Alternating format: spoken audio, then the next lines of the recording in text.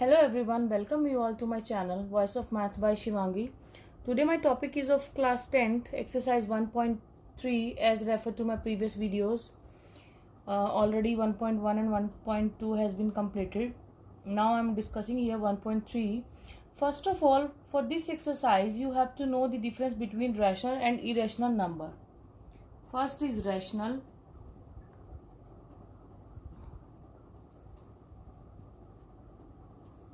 And irrational number. What is the difference between these two numbers?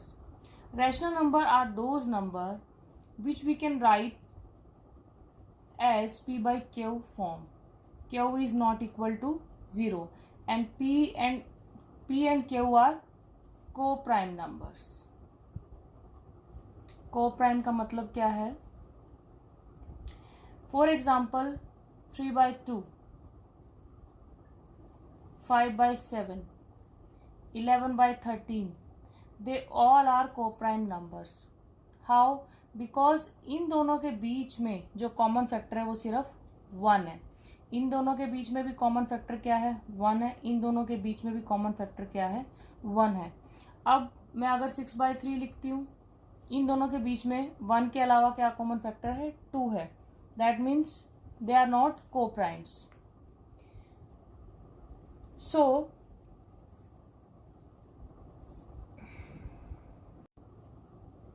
they are not co-prime numbers. 6 and 3. Co-prime numbers कौन से हुए हमारे पास? जिन दोनों के बीच में सिर्फ 1 ही एक ऐसा नंबर हो जो एक कॉमन फैक्टर हो. अब अगर आपको 10 by 5 बोलूं, ये भी को-प्राइम नंबर नहीं है क्योंकि ये भी डिवाइड हो जाता है 2 पे. 1 के अलावा 2 एक हमारे यहाँ पे कॉमन फैक्टर है. तो सिर्फ ये ही हमारे पास को-प्राइम नंबर्स होंगे. आगे इसका यूज होगा एक्सरसाइज में. Irrational number. Irrational numbers are those numbers which can't be write as p by q form where q is not equal to 0 and in both the cases p and q are the integers. हमारा rational के case में and irrational के case में दोनों में हमारे क्या होगा? p by q क्या होंगे? इंटीजर्स. इंटीजर्स आपको पता ही होंगे क्या होते हैं. पॉजिटिव नंबर्स, नंबर लाइन पे जितने भी नंबर्स होते हैं वो सब इंटीजर्स होते हैं. और मैं अगर दूसरे तरीके से इसको बोलूं तो positive numbers with negative sign numbers including 0 are integers. जैसे 1, 2, 3 up to infinity and minus infinity, -1, -2, -3 so on, ये सब इंटीजर्स में आते हैं. तो p एंड क्यू क्या है वो क्या हो जाएंगे हमारे पास? इंटीजर्स. बट क्यू जो है वो कभी भी 0 नहीं होगा. अगर 0 हो जाता है आपको पता है वो नॉट डिफाइंड केस आ जाता है हमारे पास. Q always not equal to 0 रहेगा. p हमारे पास p एंड क्यू जहां पर क्या है? इंटीजर्स हैं. अब इरेशनल कौन से होते हैं हमारे पास? √2, √3, √4, √5. ये नंबर्स हमारे पास क्या हो जाएंगे? Irrational number. They can't be written as p by q form. Now, one more thing I want to tell you here. जो हमारे पास irrational का केस है उसमें भी जो √p होगा हमारे पास इस टाइप के, मैंने बताया ना आपको, रूट करके 2, √2, √3, √5, √7, √11 जितने भी नंबर्स होते हैं हमारे इरेशनल के अंडर आते हैं. जहां पर p भी हमारे पास क्या होगा? Prime number. It should be always a prime number.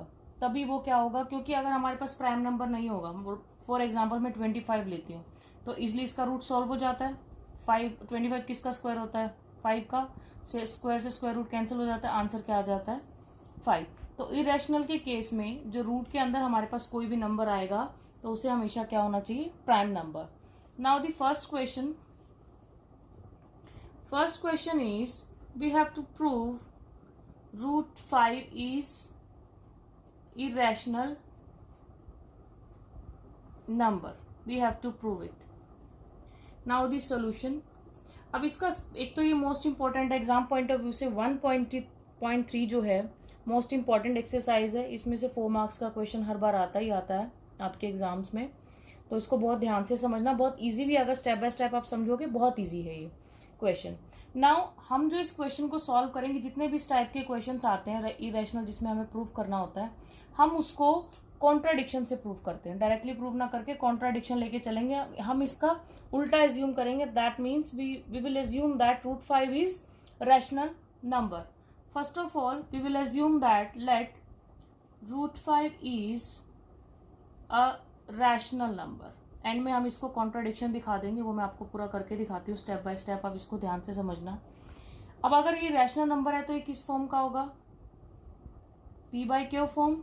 Q जो होगा हमारे पास नॉट इक्वल टू 0 होगा, इसी फॉर्म का हमारे पास। आप a/b c/d कुछ भी ले सकते हो इसको। यहाँ पर मैंने p/q फॉर्म का लिया। अब where p and q are the integers and coprime, ये कोप्राइम भी है हमारे पास, कोप्राइम नंबर्स भी हैं और इंटीजर्स भी हैं। अब हमने एज्यूम कर लिया इसको। नाउ हमारे पास अगर ये है, इसको क्रॉस मल्टीप्लीकेशन करते हैं तो हमारे पास क्या आ जाएगा? p इक्वल्स टू क्या हो जाएगा? √5q। अब इसको इधर ले जाएंगे हम, ये इससे मल्टीप्लाई हो जाएगा, हमारे पास ये p रह जाएगा। अब यहाँ पर रूट है, इसलिए हम इसको रूट हटाने के लिए क्या कर देंगे? Squaring both sides. अगर स्क्वायर दोनों तरफ हम करेंगे तो हमारे पास क्या आ जाएगा? p² is equal to √5² and q²। Root से रूट कैंसिल हो जाएगा आपके पास, हमारे पास क्या आ जाएगा? p² is equal to 5q²। Now this implies q² is equal to p² by 5. That means p² is divisible by 5. इससे हमें क्या पता चल रहा है? This implies p² is divisible by 5. अब as refer to your NCERT book, उसमें जो थ्योरम है फर्स्ट चैप्टर में आपके 1.3, उसके अकॉर्डिंग क्या है? लेट बी पी, जो थ्योरम है आपके पास, मैं एक बार आपको बता देती हूँ क्या लिखा है उसमें। Let P be a prime number if p divides a² then p divides a as well, where a is a positive integer. अगर वो a के स्क्वायर को डिवाइड करेगा तो वो उसके, दिस इम्प्लाइज वो किसको भी डिवाइड करेगा? p को भी डिवाइड करेगा। p is divisible by 5, theorem 1.3। यहां पर हमारे पास ये चीज आ गई। p अगर डिविजिबल है 5 से तो हम इस केस को मल्टीपल में लिख सकते हैं। लेट p इक्वल्स टू 5r। हमने इसको 5r ले लिया क्योंकि डिवाइड हो रहा था। अगर कोई चीज किसी से डिवाइड होती है मान लो, तो वो उसके मल्टीपल में भी हो जाएगी। अगर r लूंगी तो वो क्या हो जाएगा? 5r हो जाएगा इजिली। तो इस तरीके से मैंने इसके मल्टीपल में लिखी है। दिस इज फर्स्ट ईयर, तो क्या हो जाएगा? हम इसको लिख सकते हैं इस तरीके से। अब हमारे पास जो √5 हमने लिया था वो हमारे पास किसके इक्वल हमने लिया था? p/q, ये लिया था हमने। और जो p है वो हमने क्या लेट करा है फर्स्ट में? 5r। अब हम इसमें वैल्यू पुट कर देंगे। आप ये भी कर सकते हो, इसको आप लेट कर लो 1, इसको आप ले लो 2, ठीक है। Now put second into first. अब सेकेंड जो है, आप इसको, इस वैल्यू को अगर इसमें पुट करोगे तो आपके पास क्या आ जाएगा? √5 is equal to 5r by q। Again root है हमारे पास, तो हम क्या करेंगे? Squaring both sides. हम कर देंगे स्क्वायरिंग बोथ द साइड्स। हमारे पास क्या आ जाएगा? √5² is equal to 5r square upon q square. Square से स्क्वायर कैंसिल हो गया, हमारे पास 5 आ जाएगा। ये हो जाएगा 5 into 5 25, r² upon q square. Cross multiplication से क्या हो जाएगा? हमारे पास ये इधर आ जाएगा। 5q² is equal to 25r² Q square 5 अगर इसके डिनोमिनेटर में चला जाएगा तो हमारे पास क्या आ जाएगा 25/5 R square. Now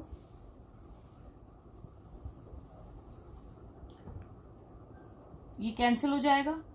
Q square, this implies Q square किसके इक्वल हो जाएगा हमारे पास 5r स्क्वायर से.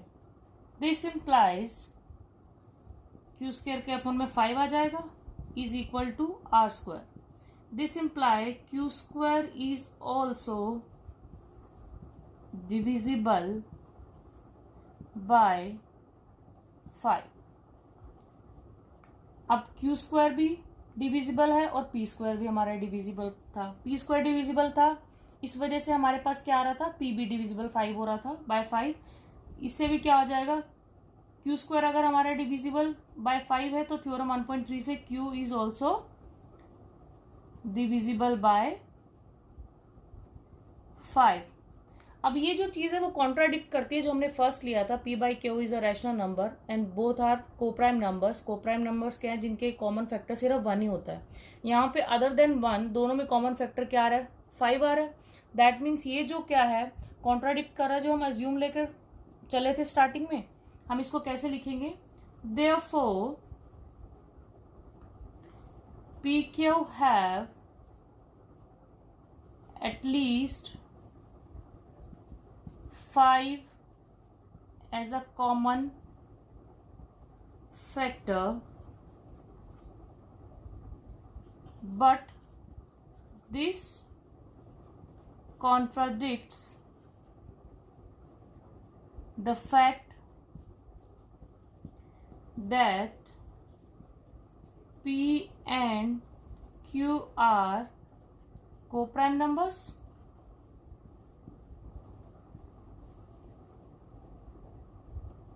That means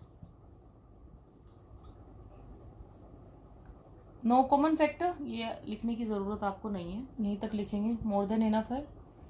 this implies this contradicts our assumption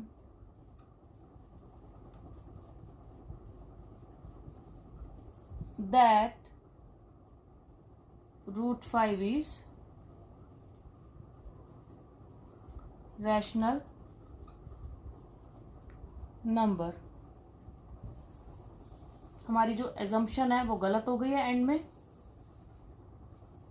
therefore, या आप ये भी लिख सकते हो, so by this we conclude that root 5 is irrational number. बहुत ही सिंपल है, स्टेप बाय स्टेप अगर आप करेंगे इजिली 4 मार्क्स आप गेन कर सकते हैं एग्जाम में. नाउ सेकेंड क्वेश्चन आपकी बुक का और थर्ड क्वेश्चन टोटल इसी पर बेस्ड है. आप इसी को देखते हुए वो क्वेश्चंस भी आराम से सॉल्व कर सकते हो. आपका जो सेकेंड क्वेश्चन है, you have to prove that 3 plus 2 root 5 is irrational. Again आपका सेम स्टेप्स चलेंगे जैसे कि फर्स्ट क्वेश्चन में हमने करे हैं, बट इसमें क्या है आपको रूट 5 को प्रूव करके दिखाना पड़ेगा एंड में कि रूट 5 कैसे इरेशनल है. जो हमने फर्स्ट क्वेश्चन में किया मैं आपको बताती हूँ कैसे लिखना है. फर्स्ट ऑफ ऑल आप लिखेंगे लेट अस अज्यूम, सेम हम कॉन्ट्राडिक्शन से इसको भी प्रूव करेंगे. Let us assume 3 plus 2 root 5 is rational. अगर ये रैशनल होगा तो किस फॉर्म में हो जाएगा, पी बाई क्यू फॉर्म में हो जाएगा, where Q is not equal to 0 and P Q are coprime numbers and P Q are integers. अब this implies 2 root 5 is equal to p by q minus 3. Right hand side पे चला जाएगा, यहाँ positive था उधर जाते वो negative में हो जाएगा. 2 root 5 is equal to P minus 3Q upon Q. This implies root 5 is equal to 1 by 2 P minus 3Q upon Q. This implies root 5 is equal to P minus 3Q upon 2Q, where P and Q are co-primes. अब आपके पास हमने starting में ही इसको ये दोनों coprime numbers हैं और हमारे पास P एंड Q जो लिए थे हमने इंटीजर्स लिए थे, इंटीजर्स एंड कोप्राइम्स हैं. दैट मीन्स ये क्या हो जाएगा हमारे पास रैशनल नंबर. अगर ये रैशनल है तो इसके राइट हैंड साइड में भी रूट 5 हमारे पास क्या हो जाएगा, रैशनल नंबर हो जाएगा. मैं आपको आगे लिख के बताती हूँ. Because P and Q are integers, this implies जो हमारे पास P minus 3Q upon 2Q है is a rational number.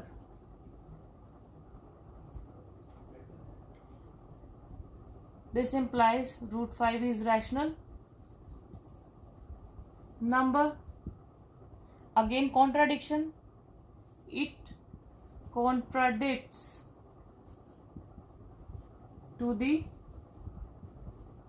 जो हमारे पास फर्स्ट पार्ट है, जो हमने फर्स्ट क्वेश्चन में किया, रूट 5 को प्रूव किया. फिर इसके बाद आपको एज इट इज या स्टार्टिंग में ही आप रूट 5 को पहले इरेशनल प्रूव करके दिखा देंगे. वो आपको हमेशा इसमें करके ही दिखाना पड़ेगा. जो फर्स्ट क्वेश्चन के एज इट इज पूरा का पूरा इसमें सेकंड पार्ट में भी आप करेंगे, तभी हमें पता चलेगा ना कि रूट 5 कैसे इरेशनल हुआ. वो पहले प्रूव करना, फिर आपको ये सेकंड प्रूव करना है, फिर आपको लिखना है it contradict to this first part. वो फर्स्ट पार्ट में आ जाएगा आपका. This implies are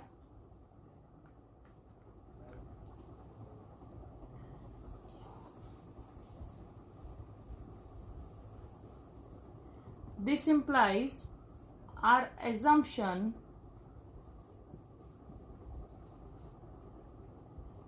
is wrong. So we conclude that 3 plus 2 root 5 is irrational. बहुत ही सिंपल है. फिर मैं रिपीट करूँ इस बात को, आपको रूट 5 को इसमें इरेशनल प्रूव करना ही पड़ेगा, अदरवाइज क्वेश्चन पूरा नहीं होगा. बट एक केस में आपको नहीं करना. मैं उस क्वेश्चन की फॉर्म बता देती हूँ. कई बार बोर्ड एग्जाम में जो आपके क्वेश्चन आता है वो इस तरीके से भी आ जाता है, 2 मार्क्स में आ जाता है. अगर 4 मार्क्स में आएगा तो प्रूफ करना ही होता है. कई बार 2 मार्क्स में कैसे क्वेश्चन आता है मैं आपको बताती हूँ. Given that root 5 is irrational number, you have to prove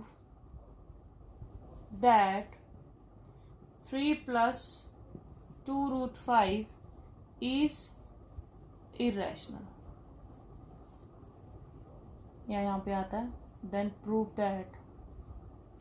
अब यहाँ पर ऑलरेडी गिवन है हमारे पास कि रूट 5 जो है वो इरेशनल है, तो दैट मीन्स इस क्वेश्चन में हमें प्रूव करने की ज़रूरत बिल्कुल नहीं है कि हमारे पास जो रूट 5 है वो इरेशनल नंबर है. बट हमें इसको प्रूव करना है. तो जो मैंने सेकंड पार्ट के आपके स्टार्टिंग में छोटा सा पार्ट लिखवा है, सिर्फ आप अगर उसको भी प्रूव कर देंगे तो आपका पूरा क्वेश्चन जो है वो कंप्लीट हो जाएगा इसमें. If you still find any query please inbox me in the comment box. I'll reply there. And if you like my video, do share and subscribe my channel and press the bell icon so that you can get the regular updates of my channel. Thanks for watching my video.